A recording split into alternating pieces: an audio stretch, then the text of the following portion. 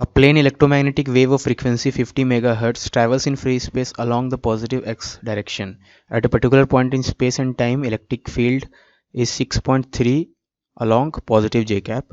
The corresponding magnetic field at that point will be. तो आपको electric field का value दे दिया है, मैग्नेटिक फील्ड पूछा है, ठीक है। तो मैग्नीट्यूड आप देख सकते हो, चारों आंसर में मैग्नीट्यूड डिफरेंट है, ठीक है। तो खाली मैग्नीट्यूड ही निकालो तो काम बन जाएगा। तो मैग्नीट्यूड ऑफ मैग्नेटिक फील्ड होता है इलेक्ट्रिक फील्ड का मैग्नीट्यूड डिवाइडेड बाय सी, ठीक है। इलेक्ट्रिक फील्ड का मैग्नीट्यूड है 6.3 और सी होता है 3 × 10⁸ तो इससे ये 2.1 और 2.1 वाला ऑप्शन इंटू 10⁻⁸ आएगा, मतलब खाली 2.1 ये देखे होंगे तो ऑप्शन बी करेक्ट, ठीक है।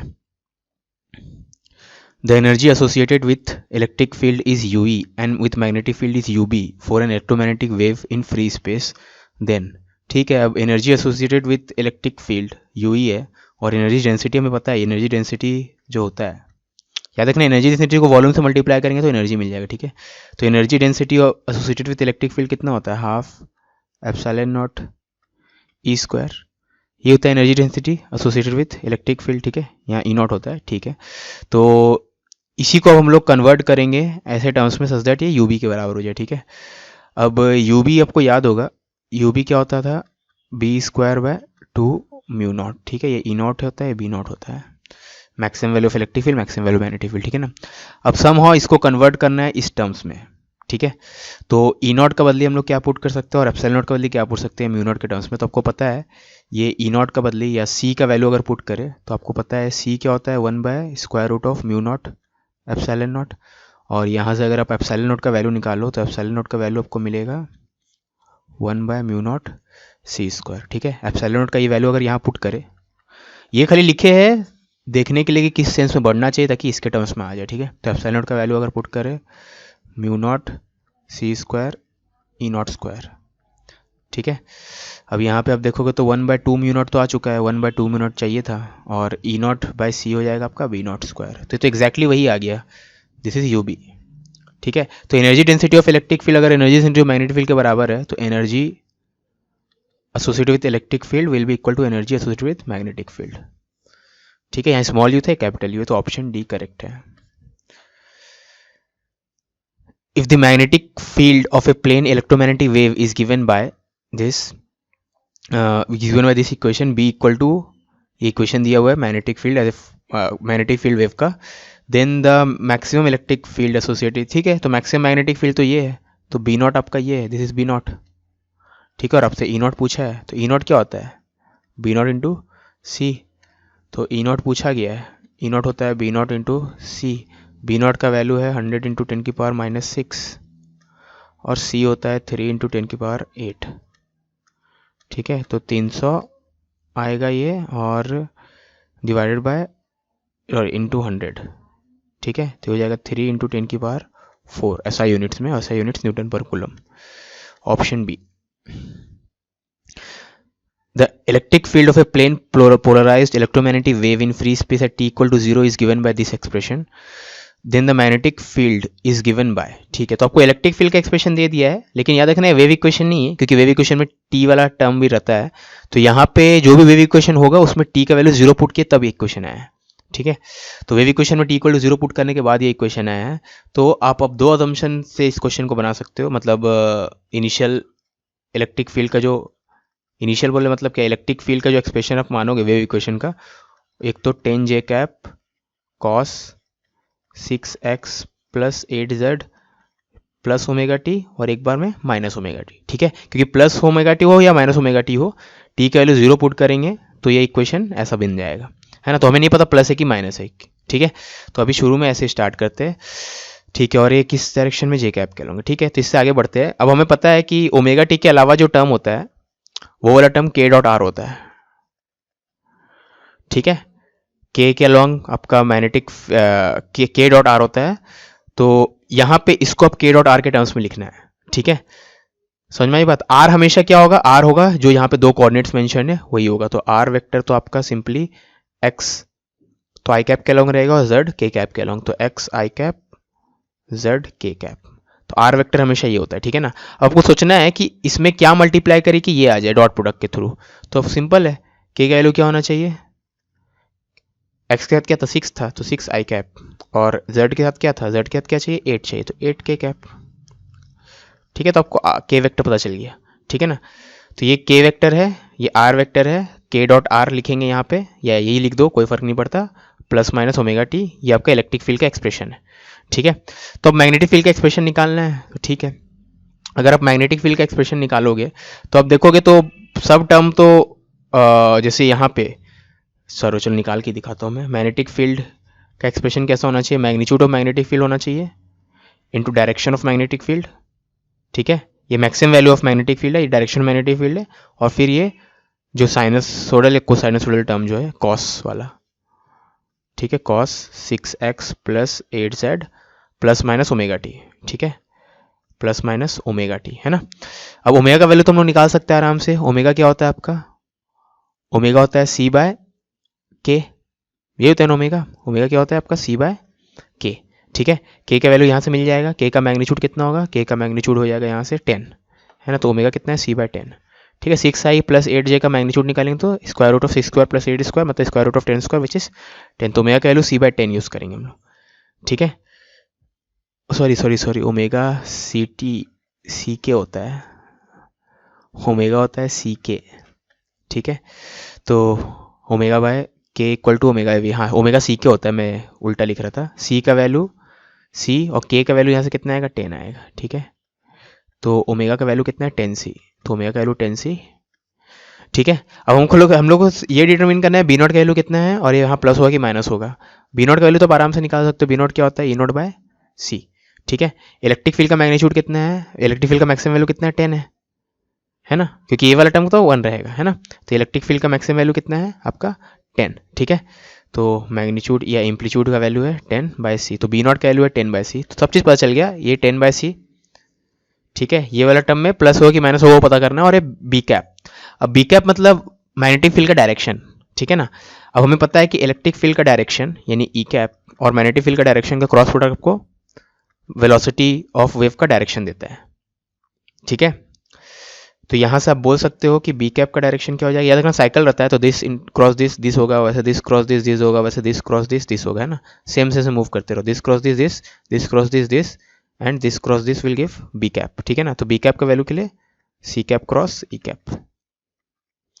ठीक है, बी कैप का वैल्यू सी क्रॉस ई से हो जाएगा। ठीक है, अब सी का डायरेक्शन दोनों केस में अलग अलग आएगा। कौन दोनों केस में, अगर आप प्लस लोगे, ठीक है, तो अगर आपका वेव इक्वेशन के dot are plus omega T है तो प्लस होता है मतलब अपोजिट डायरेक्शन में जा रहा है ना। ठीक है ना, आर के अपोजिट जा रहा है, और माइनस होता है तो आर के अलॉन्ग जा रहा है। ठीक है ना, अगर आप वेव इक्वेशन में, जैसे अगर आपको ये बात नहीं पता तो अगर आपका के dot are plus omega T है, ऐसा फॉर्म का है वेव इक्वेशन, तो डायरेक्शन प्रोपोर्शन क्या है आर के अपोजिट। ठीक है, और अगर इस फॉर्म का है के dot are minus omega T, ठीक है, जैसे वेव में पढ़ते थे ना माइनस साइन होगा, ये दोनों का अपोजिट साइन रहता है तो इसके अलॉन्ग मूव करेगा। ठीक है ना, वैसे ही माइनस साइन है तो आर वेक्टर के अलॉन्ग मूव करेगा। ठीक है, समझ में आई बात।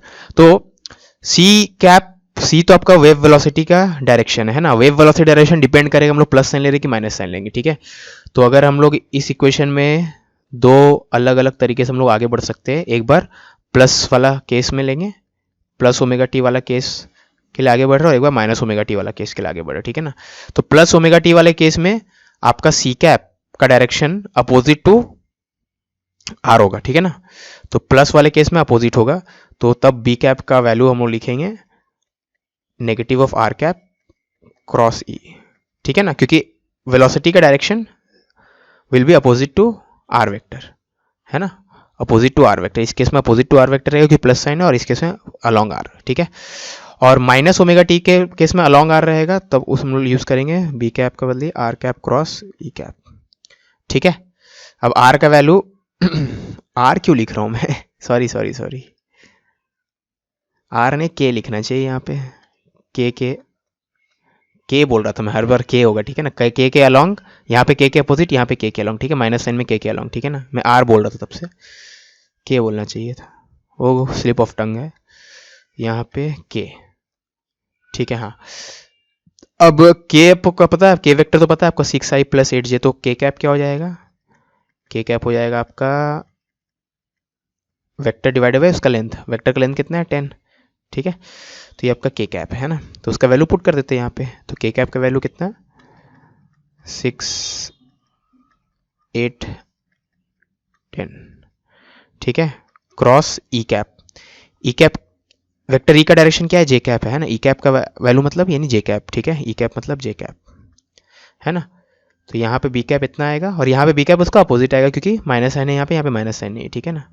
तो हम लोग यहाँ से निकाल लेते हैं, उसका अपोजिट यहाँ पे लिख देंगे। तो इसको अगर हम सिंप्लीफाई करें तो आई क्रॉस जे के होता है और के क्रॉस जे आपका माइनस आई होता है, ठीक है ना। आई क्रॉस जे के और के क्रॉस जे आई जे के जे क्रॉस के आपका प्लस आई होता है, के क्रॉस जी माइनस आई, ठीक है ना। और आई जे के, तो यहाँ पे आपका बी कैप का वैल्यू इतना आया, तो यहाँ पे बी कैप का वैल्यू इसी का अपोजिट कर दो, नेगेटिव कर दो। अपोजिट मतलब नेगेटिव, सॉरी नेगेटिव बोलना चाहिए, नेगेटिव कर देंगे इतना, ठीक। करके भी देख लेना, यहाँ पे यही चीज़ लिखना है विदाउट माइनस साइन, तो हो जाएगा, ठीक है ना। तो इतना आ गया है ना। तो अगर आप प्लस साइन से आगे बढ़ोगे तो ये यूज़ करोगे बी कैप, और माइनस साइन से आगे बढ़ोगे तो ये यूज़ करोगे बी कैप, ठीक है। तो बी कैप का वैल्यू, चलो तो प्लस के साथ माइनस आ रहा है ना, तो जब प्लस लिखेंगे तो यहाँ माइनस लिखेंगे, ठीक है।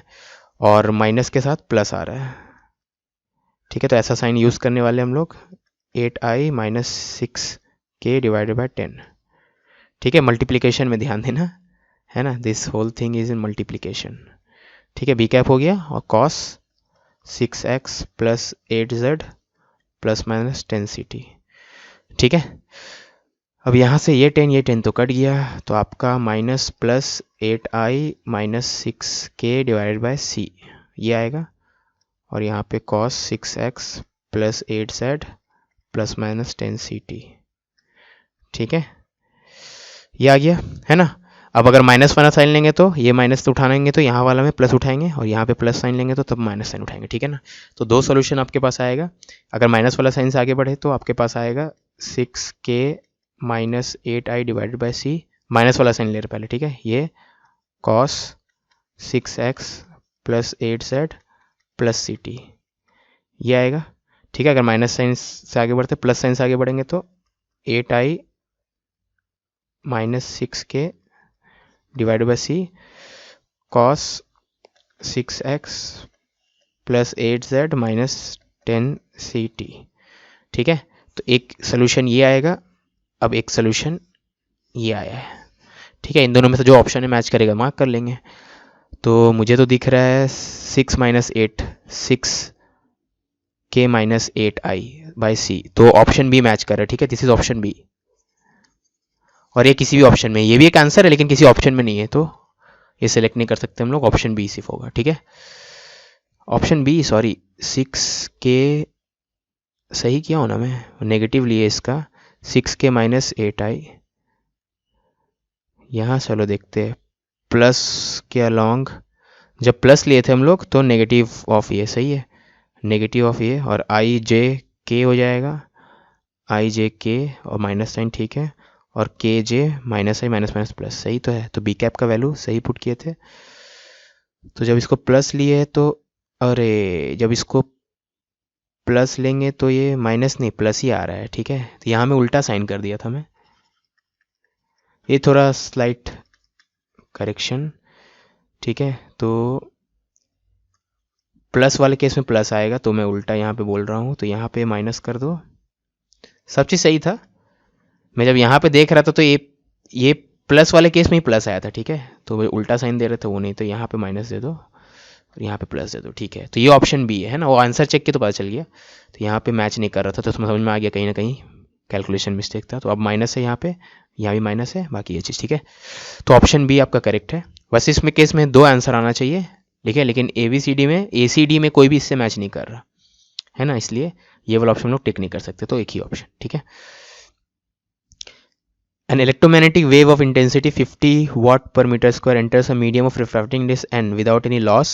The ratio of the magnitudes of electric fields and the ratio of the magnitudes of magnetic fields of the wave before and after entering into the medium are. तो आपको पूछा है ratio of magnitude of electric field and ratio of magnitude of magnetic field, ठीक है।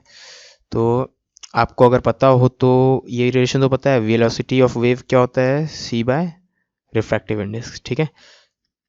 Okay, अब सी को आप क्या लिख सकते हो, सी को लिख सकते हो E naught by B naught, vacuum में इलेक्ट्रिक फील्ड और मैग्नेटिक फील्ड का जो रेशियो होगा उसी, ठीक है। और किसी मीडियम में आपका ऐसे लिखना चाहिए हम लोग को, एन क्या होता है सी बाय वी, ठीक है। हाँ, एन होता है आपका सी बाय वी, तो सी का value E naught by B naught और वी का वैल्यू, वी मतलब क्या, velocity of wave in the medium, तो मीडियम में जो भी इलेक्ट्रिक फील्ड का वैल्यू होगा और मीडियम में जो भी मैग्नेटिक फील्ड का वैल्यू होगा उसका रेशियो, ठीक है।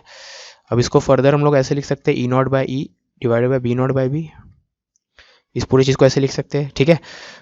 अगर आप इसको ध्यान दो तो this is nothing but ratio of electric field का वैल्यू इन वैक्यूम या before entering the medium and after entering the medium, ठीक है। और आपको वही चाहिए, वेव का before entering the medium and after entering the medium, electric field वाला वैल्यू ऊपर में, ठीक है, और मैग्नेटिक फील्ड वाला नीचे में, है ना, ठीक है। ये हो गया आपका एन, ठीक है। अब इन चारों में से एक ही ऐसा ऑप्शन होगा जो ये फुलफिल करेगा, ये कर रहा है, ठीक है। अगर आप ऑप्शन सी को देखोगे वही कर रहा है इसको, ठीक है ना। तो ई नॉट बाय ई का वैल्यू रूट एन मान लो और बी नॉट बाय वी का value 1 by root n, value या रेशियो जो भी है, इसका वैल्यू इतना और इसका वैल्यू इतना, ठीक है। तो अगर वो पुट करो तभी सी बैठ रहा है, देखो दिखा देता हूँ मैं, ई नॉट बाई का वैल्यू रूट एन पुट किए और बी नॉट बाई बी का वैल्यू 1 बाय रूट एन, तो ये चीज़ चेक करोगे तो एन के बराबर होगा, ठीक है। सबके केस में ऐसा नहीं होने वाला, जैसे अगर आपको लग रहा है ऑप्शन डी करेक्ट है तो डी के केस में ई नॉट बाई का वैल्यू क्या पुट करेंगे 1 बाय रूट एन और ये रूट एन, तो ये 1 बाय एन आ जाएगा, लेकिन आपको तो एन चाहिए इधर में, ठीक है। वैसे इसमें पुट करेंगे, ऐसे इसको पुट करेंगे तो 1 आएगा रेशियो, इसको पुट करेंगे तब भी 1 आएगा, ठीक है। तो सब एलिमिनेट हो जा रहा है, खाली ऑप्शन सी बचा है। समझ में आई बात? A 27 milliwatt laser beam has a cross-sectional area of 10 millimeter square. The magnitude of the magnitude of maximum electric field in this electromagnetic wave is given by. तो maximum electric field का value पूछा है आपसे, ठीक है। तो maximum electric field का value कितना है ना, ठीक है। वो कैसे निकालेंगे, आपको याद रखना पावर दिया हुआ है यहाँ पे, वाट के टर्म्स में मतलब पावर है, और एरिया दिया हुआ है। इंटेंसिटी क्या होता है, इंटेंसिटी होता है पावर अपॉन एरिया, ठीक है। पावर आपका 27, चलो इसको ऐसे ही रहने देते हैं अभी के लिए। तो इंटेंसिटी होता है पावर अपॉन एरिया, ठीक है। अब इंटेंसिटी का एक्सप्रेशन एक और होता है u average, average value of energy density into c, intensity का वैल्यू ये भी होता है, ठीक है ना। तो इससे आगे बढ़ते हैं हम लोग, ठीक है। अब यू एवरेज को आप लिख सकते हो half epsilon not E naught square, यही होता है एनर्जी डेंसिटी का मीन वैल्यू या एवरेज वैल्यू क्या होता है, half epsilon not electric fields को, ठीक है। मैग्नेटिक फील्ड के टर्म्स में लिख सकते हैं, लेकिन हमें इलेक्ट्रिक फील्ड चाहिए इसलिए हम लोग इलेक्ट्रिक फील्ड के टर्म्स में लिख रहे हैं इंटू सी। तो हम लोग इस इक्वेशन से आगे बढ़ेंगे, this is equal to this and तो P by A equal to this है ना, तो मेन इक्वेशन ये, इससे आगे बढ़ना है, ठीक है। तो इससे आप देख सकते हो इलेक्ट्रिक फील्ड का एक्सप्रेशन कितना मिलना चाहिए, 2p by A epsilon naught C का स्क्वायर रूट। आप याद भी कर सकते हो एक्सप्रेशन, ठीक है। मुझे याद नहीं रहता इसलिए मैं डिराइव कर रहा था यहाँ पे, ठीक है। जो भी है p बाय ए, 2a नीचे ई नॉट, 2 ऊपर ई नॉट सी नीचे, हाँ ये, ठीक है। आप खाली वैल्यूज पुट करते हैं इसमें, तो square root 2 into power, power कितना है 27 मिली वाट, मिली मतलब 10 की पावर -3, ठीक है। 2p हो गया, area of cross section 10 millimetre square, millimetre square मतलब 10 की पावर -6 मीटर स्क्वायर, है ना। एप्सिलॉन नॉट का वैल्यू 9 इंटू 10 की पावर -12 और c का वैल्यू 3 इंटू 10 की पावर 8। ये तो बड़ा कैलकुलेशन है। तो आपसे क्या पूछा गया था, आपसे magnitude magnitude of maximum electric field ना, ई नॉट ही तो पूछा था, ठीक है। तो इसको कैलकुलेट करना है। ओके, 9 तिया 27 और क्या हो रहा है, कुछ और कट रहा है, नहीं, बाकी 2 बचे, बाकी सब कुछ नहीं कट रहा ना, ठीक है। तो मुझे तो यहाँ पे दिख रहा है 10 का पावर 12 6 18 -18 और है -10 7, 10 का पावर 7 डिवाइड बाई 50 5, ठीक है। तो इसको अगर 8 करे तो इसको 50 कर सकते हैं, तो 10 की पावर 4 डिवाइडेड बाई √50, ठीक है। √50 को 5√2 लिख सकते हैं, 10 की पावर 4, ठीक है।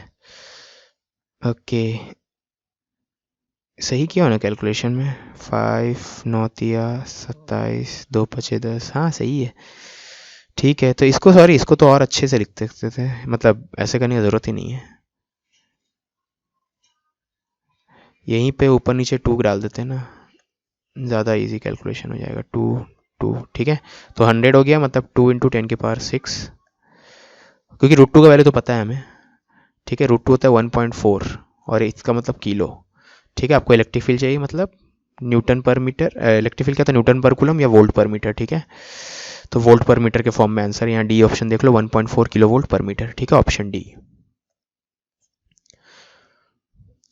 The mean intensity of radiation on the surface of sun is about इतना, the RMS value of corresponding magnetic field is, ठीक है। तो आपको इंटेंसिटी दे दिया है, तो आपको पता है कि इंटेंसिटी होता है पावर अपॉन एरिया, ठीक है। और इंटेंसिटी का वैल्यू यू एवरेज इंटू सी भी होता है, ठीक है। और यू एवरेज का वैल्यू मैग्नेटिक फील्ड के टर्म्स में होगा B0² / 2μ0 इंटू सी, ठीक है। तो दिस इक्वल टू दिस से आगे बढ़ते हैं हम लोग, क्यों, क्योंकि हमें sorry this equal to this से आगे बढ़ते हैं क्योंकि हमें इंटेंसिटी दिया हुआ, ठीक है। तो यहीं से हम लोग देखें तो B0 का वैल्यू कितना मिल रहा है, 2μ0I डिवाइडेड बाई सी का स्क्वायर रूट। μ0 होता है आपका 4π इंटू 10⁻⁻⁷, ठीक है। 2μ0 आई कहाँ से बोल रहा हूँ, आई ओके, आई इंटेंसिटी है ना, इंटेंसिटी कितना है 10⁸, ठीक है, डिवाइडेड बाय 3 इंटू 10⁸, ये हो गया B0। आरएमएस वैल्यू पूछा, हम लोग B0 निकाल लेते, या चलो ये √2 से डिवाइड ही कर देते हैं हम लोग। तो ये 2 को रूट के साथ है, इधर लेता है अगर, तो इधर √2 डालेंगे, तो इधर भी √2 डालेंगे, तो BRMS, ठीक है। Magnitude of maximum magnetic field divided by √2, मतलब वो चीज़, तो 2 कट गया, ठीक है। 10⁸ भी गया, तो 4π/3 विच इज़ ऑलमोस्ट 4π/3 ऑलमोस्ट 4 बोल सकते हैं, इंटू 10⁻⁷, ठीक है, क्योंकि बहुत अच्छा खासा फर्क है आंसर्स में। और इसको हम लोग 40 इंटू 10⁻⁸ लिख सकते हैं, ये तो एग्जैक्ट इक्वल होगा, सॉरी, और 40 का स्क्वायर होगा 6.5 मान लो, इंटू 10⁻⁴ टेस्ला, ठीक है। तो आपको तो ऑर्डर खाली बताना, ऑर्डर कितना है 10⁻⁴, है ना, मतलब ऑप्शन सिर्फ ऑर्डर के फॉर्म में, ठीक है। if the magnetic field of a plane electromagnetic wave is given by this expression, then the maximum electric field associated will be, तो ये तो ऑलरेडी हम लोग किए हुए हैं।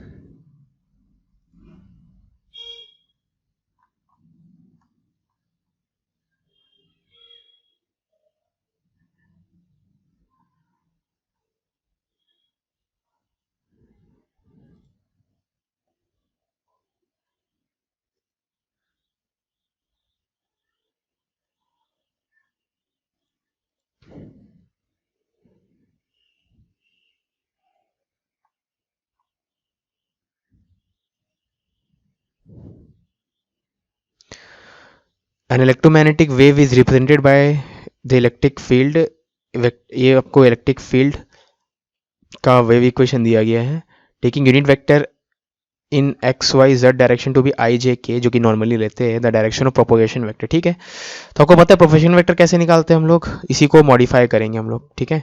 तो ये ला जो फॉर्म है इक्वेशन का, इसको हम लोग ऐसे लिख सकते हैं, E इक्वल टू ये E0, यहाँ S होना चाहिए, sorry, propagation vector S cap, ठीक है। E0 into S cap sine omega T, अब sine omega T plus something है ना, प्लस समथिंग, इस समथिंग को हम लोग डॉट प्रोडक्ट के फॉर्म में लिखेंगे, ठीक है ना। खाली y और z को हमेशा अलग कर देना, जो भी यहाँ पे दो कोऑर्डिनेट्स रहेंगे, स्पेस कोऑर्डिनेट्स, तो y वाला किस डायरेक्शन में होगा j कैप, और z वाला आपका k कैप, हमेशा प्लस में लिखना, ठीक है।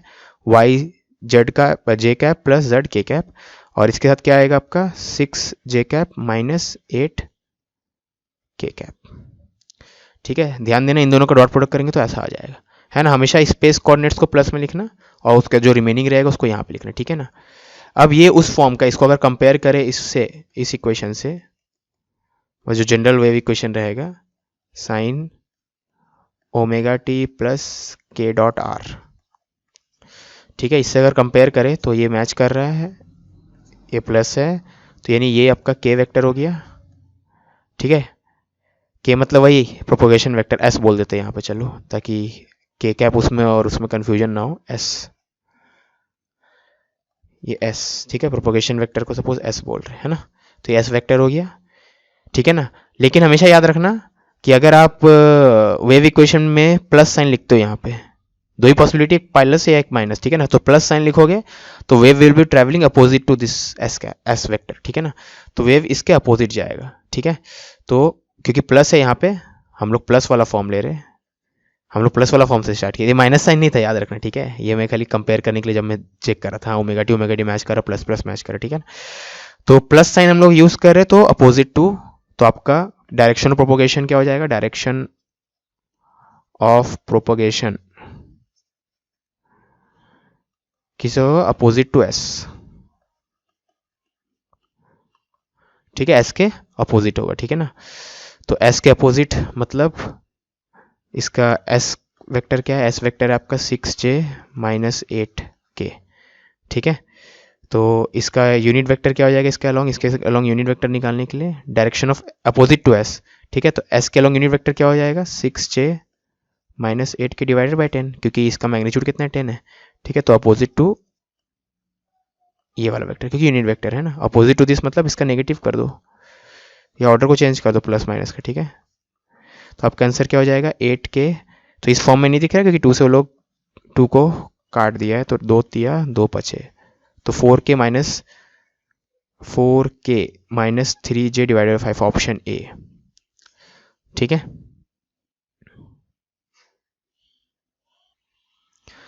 The electric field of a plane electromagnetic wave is given by, तो ये आप देख सकते हो ये स्टैंडिंग वेव है, ठीक है, क्योंकि z वाला टर्म और t वाला टर्म अलग अलग है, प्लस माइनस के फॉर्म में नहीं है ना, वो अलग वाले कॉस टर्म के साथ है, ये अलग वाले कॉस टर्म के साथ है, तो ये स्टैंडिंग वेव है।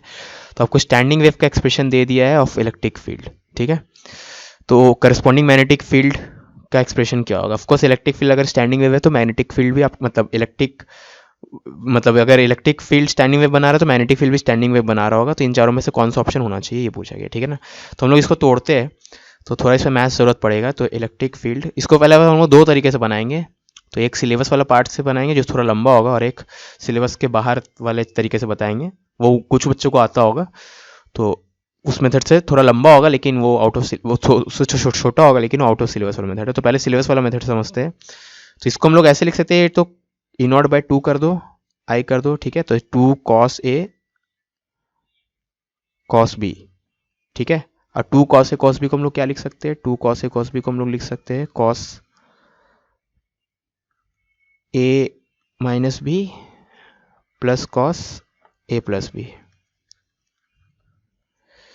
ठीक है। ये लिखते हैं ना हम लोग 2 cos a cos b को, है ना, ठीक है। तो आपका ये चीज़ आ गया, ठीक है, ओके। अगर आप यहाँ पे ध्यान दो, मैं डिफरेंट कलर यूज़ करता हूँ, ये वाला वेव किस तरफ जा रहा होगा, ये वाला जो वेव है ये पॉजिटिव z के अलॉन्ग जा रहा होगा, ठीक है, this is moving along positive z।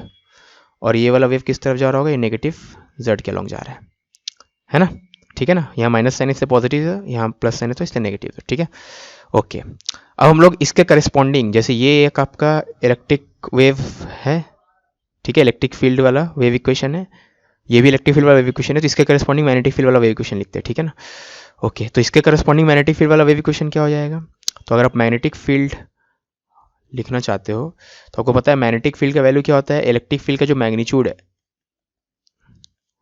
That divided by सी, तो इलेक्ट्रिक फील्ड का यहाँ पे जो भी वैल्यू है दैट डिवाइडेड बाय सी, ये तो आएगा, ठीक है ना। अब इसका डायरेक्शन किस तरफ रहेगा देखते हैं, मैग्नेटिक फील्ड का, इलेक्ट्रिक फील्ड का डायरेक्शन तो आई कैप है, ठीक है ना, और डायरेक्टर प्रोपोगेशन इतना है, तो आपको पता है मैग्नेटिक फील्ड का डायरेक्शन जो होता है वो क्या होता है, direction of propagation into electric field का डायरेक्शन, ठीक है, समझ में आई बात। तो फर्स्ट केस में अगर देखें, इस केस में देखें तो आपका डायरेक्शन प्रोपोर्शन क्या है, प्लस के कैप, ठीक है। इसका ये दो पार्ट कर देते हैं, तो एक बार ये इक्वेशन इस केस में लगाएंगे, एक बार इस केस में लगा रहे, ठीक है ना। तो इस केस में क्या हो जाएगा, आपका सी कैप है के कैप के अलॉन्ग, और इलेक्ट्रिक फील्ड तो हमेशा आई कैप के अलॉन्ग है, ठीक है। और सेकंड केस में आपका सी कैप है माइनस के अलॉन्ग, और electric field I cap, electric field यहाँ से दिख जाएगा आई कैप के अलॉन्ग, ठीक है ना। तो के क्रॉस आई आपका क्या हो जाएगा, जे कैप, ठीक है। तो इस केस में जे कैप आएगा, और इस केस में क्या आ जाएगा, माइनस के क्रॉस आई माइनस जे कैप, ठीक है। तो डायरेक्शन तो हमें नहीं पता, तो अभी इतना ही लिखो, ये वाले टर्म के बदले याद रखना वही सेम टर्म ही एग्जैक्टली रहता है, ठीक है। जो इलेक्ट्रिक फील्ड में कॉस वाला टर्म रहेगा वही मैग्नेटिक फील्ड में भी रहेगा, लेकिन मैग्नेटिक फील्ड का डायरेक्शन किस तरफ है, जब ये वाला टर्म लेंगे हम लोग तो ये वाला जे कैप के अलोंग, ठीक है। और दूसरे केस में प्लस, ठीक है, ये वाला सेम टर्म लिख दो कॉस के जेड प्लस ओमेगा टी। समझ में आई बात, ये वाला पूरा लिखो एज इट इज लिख दिए, ठीक है। लेकिन ये वाला लिखते वक्त वेव का डायरेक्शन, प्रोपोगेशन डायरेक्शन इतना है ना, वेव का प्रोपोगेशन डायरेक्शन इतना है, तो उसके करस्पॉन्डिंग हम लोग देखें तो मैग्नेटिक फील्ड का डायरेक्शन किस तरफ आ रहा है, जे कैप के अलोंग, ठीक है ना। तो ये वाला कॉम्पोनेंट जे कैप के अलोंग, ठीक है। वैसे इसके करस्पॉन्डिंग मैग्नेटिक फील्ड में यही वाला टर्म तो आएगा, लेकिन ये वाला केस कब है, जब वेव आपका नेगेटिव के अलोंग जा रहा है, और वेव जब नेगेटिव के अलोंग जाएगा तब मैग्नेटिक फील्ड का डायरेक्शन माइनस जे कैप, तो ये माइनस जे कैप के साथ, ठीक है। ओके, तो अगर इस माइनस को यहाँ लिख दे, ठीक है, नेक्स्ट स्टेप में, तो ई नॉट बाय 2c तो लिखेंगे ही, कॉस के जेड माइनस ओमेगा टी, और ये माइनस को यहाँ लिख देंगे तो कॉस के जेड प्लस ओमेगा टी, ठीक है। और जे कैप जो है कॉमन ले लो थ्रू आउट, है ना। अब एक cos A plus B minus cos A plus B, cos A minus B minus cos A plus B, जो कि 2 साइन है, साइन भी होगा, तो इसको हम लोग 2 साइन ए साइन भी लिख सकते हैं। तो ये E naught by 2c J cap 2 sine A sine B, ठीक है। तो 2 से 2 कट गया, तो आपका E naught by C J cap sine के जेड साइन ओमेगा टी, ये आपका आंसर है, ठीक है, जो कि ऑप्शन डी के बराबर है ना। ठीक है, ये तो था लंबा मेथड, ठीक है, लेकिन इसमें हर चीज़ समझ में आ गया क्योंकि हर चीज़ सिलेबस का पार्ट था, है ना। आपको वेव इक्वेशन पता रहता है, और आपको पता होता है कि स्टैंडिंग वेव आता है दो अपोजिट डायरेक्शन में प्रोपोगेट होने वाले वेव के सुपरपोजिशन से, ठीक है। तो ये अगर प्लस के कैप के अलोंग है, ये माइनस कैप के अलोंग है, इनके सुपरपोजिशन करेंगे तो ये आ गया। तो फिर एक बार हम लोग इलेक्ट्रिक फील्ड का दोनों पार्ट्स, एक पॉजिटिव जेड एक नेगेटिव जेड में मिलने वाले, उन दोनों वेव इक्वेशन को लिख दिया, तो उसके करस्पॉन्डिंग मैग्नेटिक फील्ड वाला लिखे और सिंप्लीफाई किए, तो फिर मैग्नेटिक फील्ड वाला करस्पॉन्डिंग स्टैंडिंग वेव आ गया, ठीक है। तो अब सिलेबस का जो पार्ट था वो थोड़ा बड़ा है, सिलेबस से थोड़ा बाहर जाए, तब आपको ये इक्वेशन देखना है। इलेक्ट्रिक फील्ड देखा करो कि किस स्पेस कोऑर्डिनेट में डिपेंड कर रहा है, जेड पे डिपेंड कर रहा है, तो आप लिखोगे del E by del z. जिस भी स्पेस कोऑर्डिनेट पे डिपेंड कर रहा होगा उसके स्पेस में इलेक्ट्रिक फील्ड को पार्शियली डिफरेंशिएट कर दो, मैग्नीट्यूड को, ठीक है। That should be equal to negative of magnetic field का partial differentiation with respect to time, ठीक है। अब यही आउट ऑफ सिलेबस वाला पार्ट है, ठीक है, मतलब एग्जैक्टली भी नहीं है, थोड़ा मैथ्स लगाएंगे तो जो मैक्सवेल इक्वेशन उससे प्रूव कर सकते हैं, थोड़ा बहुत मैथ्स लगा के, तो ठीक है। इससे आगे बढ़ते हैं हम लोग। तो इलेक्ट्रिक फील्ड को डिफरेंशिएट करने विद रिस्पेक्ट टू जेड, याद रखना इलेक्ट्रिक फील्ड जेड का भी जेड का ही फंक्शन है, टाइम का ही फंक्शन है, ठीक है। लेकिन यहाँ पे पार्शियल डिफरेंशिएशन है तो खाली जेड का फंक्शन समझना है, बाकी सबको कांस्टेंट माना है, ठीक है। तो इस पूरी चीज़ को डिफरेंशिएट करेंगे, आई कैप को बोल जाओ क्योंकि ये तो वेक्टर है, हमें मैग्नीट्यूड खाली देखना है। तो ई नॉट लिख दो, ठीक है, कॉस के जेड का जेड के रिस्पेक्ट में डिफरेंशिएशन हो जाएगा माइनस के साइन के जेड, ठीक है। और ये पूरा कांस्टेंट मानेंगे इसको कॉस ओमेगा टी, क्योंकि जेड को 10 के रिस्पेक्ट में डिफरेंशिएट करना है, पार्शियल डिफरेंशिएट, ठीक है। That is equal to negative, तो माइनस माइनस कट गया, ठीक है। तो ई नॉट साइन के जेड कॉस ओमेगा टी, ये डी टी उधर भेज दो और डी वी को इधर, समझ में आया ना। पार्शियल टाइम के रिस्पेक्ट में था यहाँ पे, तो ठीक है ना, तो टाइम के रिस्पेक्ट में इसको इंटीग्रेट करना है ना, टाइम के, बाकी को कांस्टेंट मानना है, ठीक है। क्योंकि इसका मतलब ये है कि टाइम खाली वैरी कर रहा है ना, तो उसको जेड को फिक्स मानेंगे, टाइम के रिस्पेक्ट में इसको इंटीग्रेट करेंगे और इसको, ठीक है ना। तो ये तो आ गया आपका, ये कॉस का इंटीग्रेशन क्या हो जाएगा आपका, चलो यहाँ थोड़ा जगह बनाते हैं, यहीं पे कर लेते हैं। कॉस का इंटीग्रेशन क्या हो जाएगा, कॉस का इंटीग्रेशन हो जाता है प्लस साइन, ठीक है। तो आपका ई नॉट साइन के जेड कॉस का integration plus sign omega T divided by omega, ठीक है। और मैग्नेटिक फील्ड में बी, ठीक है। अब ओके, के भी था ना यहाँ पे, के भूल गया मैं, के, ठीक है ना। और के बाय ओमेगा के बदले हम लोग क्या लिख सकते हैं, या ओमेगा बाय के का बदले इस के को अगर नीचे ले जाए तो ऐसा दिखेगा ये, ठीक है। ओमेगा बाय के को हम लोग सी बोलते हैं ना, तो इस पूरे को हटा के हम लोग सी लिख देंगे, ठीक है। तो ई नॉट बाय सी इतना, तो मैग्नेटिक फील्ड का एक्सप्रेशन ऑप्शन डी फिर से, ठीक है ना। लेकिन ये वाला इक्वेशन आपको पता होना चाहिए, तब जल्दी होगा, ठीक है।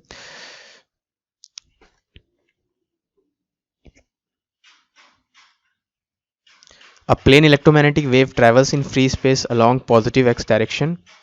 Electric field component of wave at a particular point of space and time is इतना. ठीक है, इलेक्ट्रिक फील्ड कॉम्पोनेंट दिया हुआ है, तो करस्पॉन्डिंग मैग्नेटिक फील्ड क्या होगा. अब चारों ऑप्शन में डायरेक्शन ही देख लेते हैं ना. पहले डायरेक्शन देखते हैं क्या क्या एलिमिनेट होता है. तो इलेक्ट्रिक फील्ड आपका जे कैप के अलॉन्ग है. ठीक है, तो आपको पता है कि मैग्नेटिक फील्ड का डायरेक्शन होता है वेव का direction cross product electric field का डायरेक्शन. ठीक है, तो वेव किस तरफ जा रहा है, पॉजिटिव एक्स, तो वेव का डायरेक्शन प्रोपोर्शन तो पॉजिटिव एक्स है, और इलेक्ट्रिक फील्ड आपको बोल दिया है पॉजिटिव वाई. ठीक है, तो आई क्रॉस जे के होता है. तो के कैप के अलॉन्ग वाला ऑप्शन जो नहीं होगा उसको एलिमिनेट करो. तो ये दोनों के कैप के अलॉन्ग नहीं, इसको एलिमिनेट करो. अब इन दोनों में से एक होगा. अब मैग्नीट्यूड चेक कर लेते हैं. मैग्नेटिक फील्ड का मैग्नीट्यूड आपका हो जाएगा इलेक्ट्रिक फील्ड का magnitude divided by c. Electric field का मैग्नीट्यूड है 6, सी है 3 × 10⁸, तो 2 × 10⁻8. ठीक है, तो 2 × 10⁻8. The magnetic field of an electromagnetic wave is given by this equation. तो एसोसिएटेड इलेक्ट्रिक फील्ड क्या है. ठीक है, तो अगर आप यहाँ पे ध्यान दो तो ठीक है, हम लोग को पता है कि magnetic field perpendicular to electric field होता है. ठीक है, इसका मतलब क्या है, दोनों का डॉट प्रोडक्ट क्या हो जाएगा, जीरो हो जाएगा. ठीक है, मैग्नेटिक फील्ड इलेक्ट्रोमैग्नेटिक वेव में क्या होता है, मैग्नेटिक फील्ड और इलेक्ट्रिक फील्ड परपेंडिकुलर होता है, तो दोनों का डॉट प्रोडक्ट क्या होना चाहिए, जीरो होना चाहिए. ठीक है, तो आपका मैग्नेटिक फील्ड के लिए वेक्टर क्या है, मैग्नेटिक फील्ड किसके अलॉन्ग है, इसके अलॉन्ग है. ठीक है, तो जब मैं मैग्नेटिक फील्ड वाला वेक्टर बोल रहा हूँ तो पूरा भी लिख सकते हो या सिर्फ ये भी लिख सकते हो, है ना. मुझे खाली डायरेक्शन से मतलब है. ये देखना वेक्टर कितना ही बड़ा हो, लेकिन अगर दो वेक्टर परपेंडिकुलर तो उनका डॉट प्रोडक्ट जीरो ही आएगा. ठीक है, तो मैग्नेटिक फील्ड के बदले पूरा लिखने के बदले मैं यही लिखता हूँ क्योंकि वही काम में आने वाला है. आपको पूरा लिखना है तो पूरा लिखो. ठीक है, मैग्नेटिक फील्ड के बदले ये लिखा है. इलेक्ट्रिक फील्ड अब ये चारों में से कौन सा यूज करेंगे कि डॉट प्रोडक्ट जीरो आएगा, तो वहीं पे देख लेते हैं. यहाँ पे अब इन दोनों का डॉट प्रोडक्ट करेंगे तो जीरो आ रहा है. देखो 2 × -1 -2 और 1 × 2 +2. ठीक है, तो -2 +2 जीरो. लेकिन इसके डॉट प्रोडक्ट करेंगे तो जीरो नहीं आ रहा है क्योंकि -2 × 2 -4 और 2 × 1 2. ठीक है, तो -4 + 2 जीरो नहीं हो रहा. इसमें भी जीरो नहीं हो रहा, इसमें भी जीरो नहीं हो रहा, तो एक ही ऑप्शन में जीरो हो रहा, तो वही ऑप्शन होना चाहिए, ऑप्शन ए. समझ में आ रही बात. जैसे आपको मैं ये वाला पार्ट इसका आप इसका डॉट प्रोडक्ट करोगे भाई, तो आपको कांस्टेंट वाला जो पार्ट है उनसे क्या मतलब है, खाली डायरेक्शन वाला पार्ट देखो ना. कांस्टेंट वाला पार्ट मतलब डायरेक्शन के अलावा वाला जो पार्ट है, जो मैग्नीट्यूड वाला पार्ट, उससे क्या मतलब है हमें. सॉरी, कांस्टेंट वाला पार्ट बोलता हूँ, मैग्नीट्यूड वाला पार्ट से क्या मतलब है. ठीक है, अगर दिस डॉट क्वेश्चन बन चुका है, मुझे लग रहा है किसी पार्ट पर अगर डाउट होगा तो मैं उस पार्ट को ज़्यादा एक्सप्लेन कर रहा हूँ. अगर इनका डॉट प्रोडक्ट जीरो है तो इसके साथ 50 आ जाए सामने में, इसके साथ 1000 भी आ जाए, क्या फ़र्क पड़ता है, क्योंकि इनका तो डॉट प्रोडक्ट होना है. ठीक है, ओके, समझ में आ रही बात है ना. डॉट प्रोडक्ट इनका भी जीरो ही आएगा, है ना, कुछ भी कर लो आप. ठीक है, चाहे यहाँ 50 हो या नहीं हो. ठीक है ना, जैसे आई डॉट जे जीरो ही होगा, चाहे क्या 1000 भी डाल दो आप. ठीक है, वैसे ही मैं बोल रहा हूँ. तो यहाँ पे ऑप्शन एलिमिनेशन से एक ही आ गया. ठीक है, तो ये तो ऑप्शन एलिमिनेशन था, लेकिन कोई इंटरेस्टेड है कि अगर चलो ऑप्शन नहीं होते तब कैसे डिराइव करना है, तो मतलब पूरा मेथड मैं बताता हूँ. वैसे एग्जाम में तो आपको सिर्फ इतना ही करना रहेगा. ठीक है, तो पूरा मेथड अगर देखना है तो फिर से देखो. तो यहाँ पे आपको मैग्नेटिक फील्ड दे दिया, इलेक्ट्रिक फील्ड देखना है. तो इलेक्ट्रिक फील्ड का देखो ये वाला पार्ट सबका सेम है, मैग्नीट्यूड, मतलब ये वाला पार्ट, फ्रंट वाला पार्ट. ठीक है, तो कैलकुलेट करने का कोई मतलब नहीं है कि ऑप्शन एलिमिनेट भी नहीं हो पाएगा. ठीक है, करना है तो कर लेते हैं. तो अगर आपको मैग्नेटिक फील्ड दिया हुआ है, इलेक्ट्रिक फील्ड निकालना है, तो इलेक्ट्रिक फील्ड क्या होता है, मैग्नेटिक फील्ड का मैग्नीट्यूड इंटू सी. ठीक है, अब कॉस वाला के अलावा जो भी पार्ट रहता है वो आपका मैग्नीट्यूड बताता है ना. तो कॉस वाला के अलावा क्या क्या पार्ट है, एक तो ये पार्ट है और एक ये पार्ट है. ठीक है, तो मैं बोल रहा हूँ मैग्नेटिक फील्ड का मैग्नीट्यूड मतलब 1.6 इंटू 10⁻⁻6, ये वाला पार्ट एज वेल एज ये वाला पार्ट का मैग्नीट्यूड. तो ये आपका हो गया मैग्नेटिक फील्ड का मैग्नीट्यूड इंटू सी. समझ में आई बात. कॉस के अलावा जो भी टर्म रहेगा, कॉस या साइन जैसा भी फॉर्म में हो, कॉस के अलावा जो भी टर्म्स है उनका मैग्नीट्यूड का प्रोडक्ट करेंगे तब मैग्नेटिक फील्ड मिलेगा. ठीक है, सी होता है 3 × 10⁸, तो 1.6 इंटू 10⁻⁻6 इंटू ये मैग्नीट्यूड इसका कितना हो जाएगा, 2 दूनी 4 1 5 √5 इंटू सी 3 × 10⁸8. ठीक है, तो 16 × 48 इंटू 100 इंटू √5. इसको अभी ऐसे ही रहने दो. ठीक है, तो इलेक्ट्रिक फील्ड का मैग्नीट्यूड इतना आया, है ना. अब इलेक्ट्रिक फील्ड का मैग्नीट्यूड पता चल गया, डायरेक्शन पता करते हैं. ठीक है, डायरेक्शन कैसे पता करेंगे, हमें पता है कि इलेक्ट्रिक फील्ड का डायरेक्शन निकालने के लिए आपको इलेक्ट्रिक फील्ड का डायरेक्शन होना चाहिए आपका ई क्रॉस बी सी होता है, मतलब बी क्रॉस सी। ठीक है, अब बी कैप क्या हो जाएगा, 2i plus J divided by √5, यही तो होगा बी कैप। मेरे मैग्नेटिक फील्ड का डायरेक्शन क्या है, यही है, तो उसके अलॉन्ग यूनिट वेक्टर ऐसे। ठीक है, सी कैप क्या होगा, अब आपका जो वेव है किस तरफ जा रहा है, के जेड प्लस ओमेगा टी, मतलब माइनस के अलॉन्ग जा रहा है। ठीक है, प्लस साइन है यहाँ पे, मतलब जेड के उल्टा माइनस के। ठीक है, तो इनका अगर क्रॉस प्रोडक्ट करें तो आई क्रॉस के माइनस जे होगा, लेकिन माइनस माइनस प्लस, तो प्लस 2j, और जे क्रॉस के आपका प्लस आई। ठीक है, डिवाइडेड बाय √5। तो मैग्नेटिक इलेक्ट्रिक फील्ड का डायरेक्शन इतना हो गया। ठीक है, तो आपको इलेक्ट्रिक वाला वेव लिखना है, तो इलेक्ट्रिक फील्ड का मैग्नीट्यूड मतलब maximum value of electric field into E cap हो गया ये चीज़, और फिर वो कॉस या साइन वाला टर्म वो लिख दो। ठीक है, तो एग्जैक्टली वही रहेगा जो यहाँ पे 2 इंटू 10⁻⁷, तो 2 into 10⁻⁷ z plus 6 into 10⁻⁻15 t। ठीक है, यही आंसर होना चाहिए। अब खाली ई नॉट का वैल्यू पुट करो, ई नॉट का वैल्यू कितना है 4.8 10⁻2 √5 इंटू ई कैप का वैल्यू कितना है 2j minus I divided by √5। ठीक है, इंटू ये कॉस वाला पार्ट, कॉस वाला पार्ट तो वही आएगा। ठीक है, ये पूरा चीज़ वहाँ लिख दो, है ना। तो यहाँ से √5 पड़ गया, तो देखो 4.8 इंटू 10⁻2 ये वाला टर्म, 4.8 इंटू 10⁻2 माइनस आई प्लस 2j और कॉस वाला टर्म एग्जैक्टली वही रहेगा जो यहाँ पे। ठीक है, the magnetic field of a plane electromagnetic wave is given by, तो magnetic field of a plane electromagnetic wave दे दिया है, जहाँ B0 का वैल्यू बोल दिया, B1 का वैल्यू बोल दिया। अब यहाँ पे आप देखोगे तो दो कॉस का टर्म्स है, मतलब यहाँ पे दो मैग्नेटिक फील्ड का सुपर पोजिशन है। ठीक है ना, दो मैग्नेटिक फील्ड्स। ठीक है, तो the RMS value of the force experienced by stationary charge Q equal to इतना at Z equal to 0 is closest to. ठीक है, ओके, तो RMS वैल्यू ऑफ फोर्स पूछा है। ठीक है, ये अच्छा क्वेश्चन है।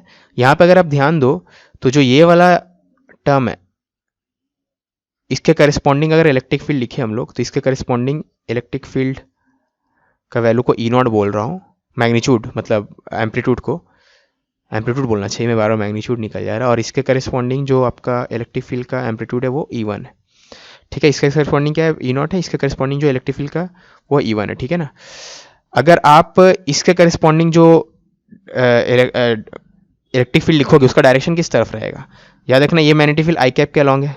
ठीक है, ये वेव किस तरफ जा रहा है, प्लस के, है ना, और वैसे ये वाला जे कैप के अलॉन्ग है, और ये किस तरफ जा रहा है। ठीक है, तो ये आप देखोगे तो ये आई कैप के अलॉन्ग है मैग्नेटिक फील्ड है, और के कैप के अलॉन्ग आपका वेव का डायरेक्शन है ना, क्योंकि माइनस ओमेगा टी मतलब के कैप के अलॉन्ग है। तो आपका इलेक्ट्रिक फील्ड का डायरेक्शन किस तरफ हो जाएगा, इलेक्ट्रिक फील्ड का डायरेक्शन होता है बी क्रॉस सी, आई क्रॉस के मतलब माइनस जे। ठीक है, तो इसके करस्पॉन्डिंग जो इलेक्ट्रिक फील्ड आने वाला है वो ऐसा आएगा, मैं पूरा लिख ही देता हूँ, मैं पूरा तो लिख ही दिया ऑलमोस्ट, के जेड माइनस ओमेगा टी। ठीक है, magnitude of electric field direction हो गया, और एक कॉस वाला टर्म। ठीक है, वैसे इसके करस्पॉन्डिंग जो होगा वो प्लस जे क्या है, सॉरी, इसके करस्पॉन्डिंग मैग्नेटिक फील्ड जे के अलॉन्ग है, इसके करस्पॉन्डिंग आपका वेव किस तरफ जा रहा है, प्लस के, तो जे क्रॉस के आई, तो ये आई के अलॉन्ग होगा। ठीक है, वही कॉस वाला टर्म लिखने का जरूरत नहीं है क्वेश्चन बनाने के लिए, लेकिन मैं लिख दे रहा हूँ यहाँ पे। ठीक है ना, ओके, यहाँ तक ठीक है। चलो, अब आपको बोला गया जेड का वैल्यू 0 पुट करने, जेड का वैल्यू 0 पुट करेंगे तो यहाँ पे क्या आ जाएगा, यहाँ पे जेड का वैल्यू 0 पुट करेंगे तो ये गया, यहाँ पे जेड का वैल्यू 0 पुट करेंगे तो इतना गया। ठीक है, स्टेशनरी चार्ज, अगर स्टेशनरी चार्ज है तो उसमें मैग्नेटिक फील्ड तो फोर्स लगा नहीं पाएगा, तो ये वाला मैग्नेटिक फील्ड फोर्स नहीं लगा सकता, ये भी फोर्स नहीं लगा सकता। ठीक है, लेकिन इलेक्ट्रिक फील्ड तो फोर्स लगा सकता है, देखना हर एक मैग्नेटिक फील्ड के करस्पॉन्डिंग इलेक्ट्रिक फील्ड रहेगा आपका इलेक्ट्रोमैग्नेटिक वेव में, है ना, तो लेकिन ये भी फोर्स लगाएगा, ये भी फोर्स लगाएगा। ठीक है, अब ये वाला फोर्स आप देखोगे तो टाइम पे डिपेंडेंट है, क्योंकि अलग अलग टाइम के वैल्यू पे इसका वैल्यू अलग अलग रहेगा, वैसे इसका वैल्यू अलग अलग है। इस हिसाब से क्या पूछा गया, आरएमएस वैल्यू पूछा गया। ठीक है ना, तो आरएमएस के लिए हम लोग क्या लिखेंगे, मैक्सिमम निकाल लेंगे। तो आपका मैक्सिमम वैल्यू ऑफ फोर्स निकालने के लिए आप क्या करोगे, चार्ज का वैल्यू इंटू इलेक्ट्रिक फील्ड का मैक्सिमम वैल्यू। ठीक है, और इलेक्ट्रिक फील्ड का मैक्सिमम वैल्यू कैसे निकालेंगे हम लोग, आप देखोगे तो ये वाला इलेक्ट्रिक फील्ड आपका नेगेटिव वाई के अलॉन्ग है, और ये वाला प्लस एक्स के अलॉन्ग है, तो प्लस एक्स और नेगेटिव वाई दोनों तो परपेंडिकुलर डायरेक्शन में है, तो इसका जो मैक्सिमम वैल्यू है ई नॉट, और इसका जो मैक्सिमम वैल्यू है ई वन, ठीक है, वो दोनों परपेंडिकुलर डायरेक्शन में ही रहेंगे हमेशा, तो मैक्सिमम मैग्नीट्यूड के लिए उसका मैग्नीट्यूड निकालने के लिए इसका स्क्वायर प्लस इसका स्क्वायर, ठीक है, यहाँ तक सही है, ठीक है। तो Q into E naught square, अब ई नॉट का वैल्यू कैसे निकालेंगे, B naught by c square, तो सी बाहर आ जाएगा, वैसे B1 by c square, sorry into c square, ठीक है ना, B इंटू सी होता है, तो सी बाहर आ गया, है ना, ई नॉट हो जाएगा बी नॉट सी, E1 हो जाएगा B1 सी, ठीक है, इतना आ गया। अगर आप B1 और B नॉट और B1 का वैल्यूज यहाँ पुट करो तो C तो हो जाएगा 3 इंटू 10 की पावर 8, Q आपका दिया हुआ है 10 की पावर -4, B नॉट कितना है इतना, तो इसका स्क्वायर करेंगे तो 9 इंटू 10 की पावर -10, और B1 हो जाएगा आपका 4 इंटू 10 की पावर -12, ठीक है। ऑफकोर्स ये बहुत ही छोटा है, 100 टाइम्स छोटा है इससे, ठीक है, तो हम लोग इसको इग्नोर कर सकते हैं, समझो इस चीज़ को। जैसे मैं आपको बोलूँगा 1 + 100, इसका वैल्यू अप्रोक्सीमेटली 100 बोल सकते हैं ना, ज़्यादा फर्क तो आएगा नहीं, ठीक है। वैसे ही ये चीज़ इससे 100 टाइम्स छोटा है, ऑर्डर में देखो ना, सॉरी ये चीज़ इससे 100 टाइम्स छोटा है, 10 की पावर -2 ज़्यादा है इसका, है ना, तो ये अप्रोक्सीमेटली हम लोग सिर्फ यही लिखेंगे,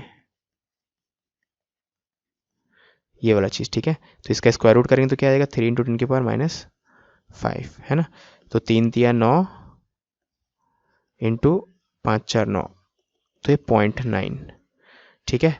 तो आपका मैक्सिमम वैल्यू ऑफ फोर्स कितना आ रहा है, मैक्सिमम वैल्यू ऑफ फोर्स आ रहा है 0.9 न्यूटन, ठीक है। 0.9 भी ऑप्शन में है, लेकिन आपको एफ मैक्स नहीं निकालना है, आपको आर एम एस वैल्यू निकालना है, ठीक है। तो R M S value of force क्या हो जाएगा, एफ मैक्स डिवाइडेड बाय √2, ठीक है, तो 0.9 डिवाइडेड बाय √2, 1.414, ठीक है। तो 14 × 25 = 70, 14 × 6 = 84, 14 × 7 = 98, तो 0.6 0.7 के आसपास आएगा, तो एक ही ऑप्शन है, ऑप्शन बी, ठीक है।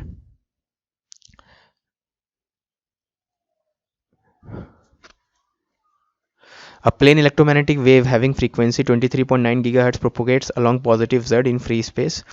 The peak value of electric field is 60.